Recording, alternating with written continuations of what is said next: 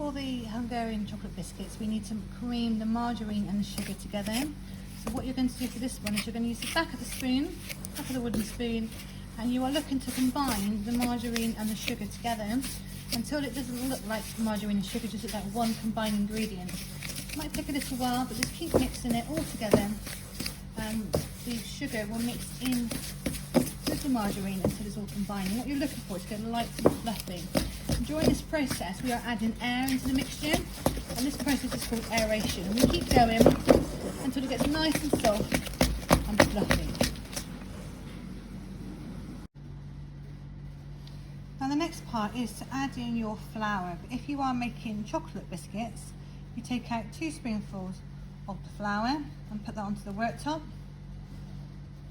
and you add your flour into your bowl, and you add in 2 teaspoons of cocoa powder. Now, as I said before, you could make these plain and you could add vanilla essence, or you can make them into the chocolate version. And what we're going to do now is we're going to use a wooden spoon, and we're going to mix all this together until it forms a soft dough. So once you've made your dough, you're going to take it out of the bowl, and you're going to roll it in a small amount of flour.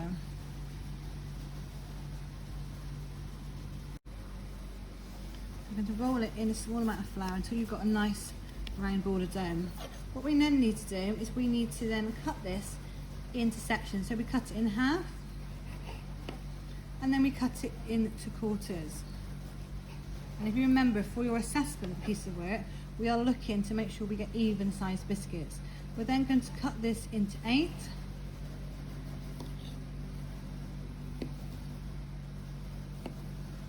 And then we should have 8 even sized pieces. Now if you want to make them smaller, you could cut them in half again and make them into 16, it's up to you. But we're looking for 6 even sized biscuits.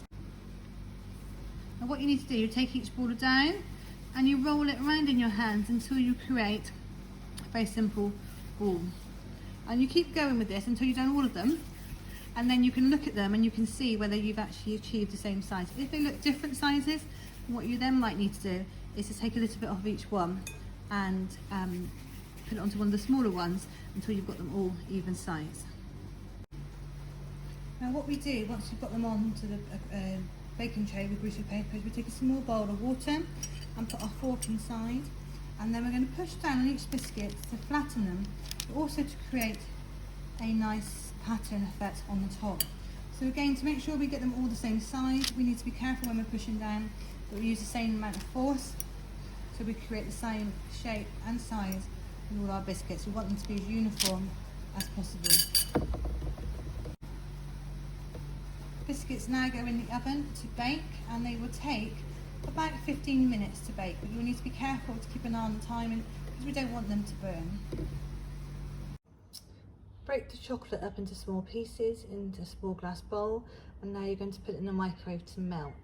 You only want to melt them in short, sharp bursts of sort of 10-15 seconds because you don't want the microwave to burn the chocolate. Make sure you don't put any metal spoons in the microwave as well. Once your chocolate has melted, you need to take your biscuit and you want to half dip your biscuit into the chocolate so you get an even covering. Now if you don't find it very easily to dip it in, then you could use a spoon, but you want to try and achieve the same amount of chocolate on each biscuit.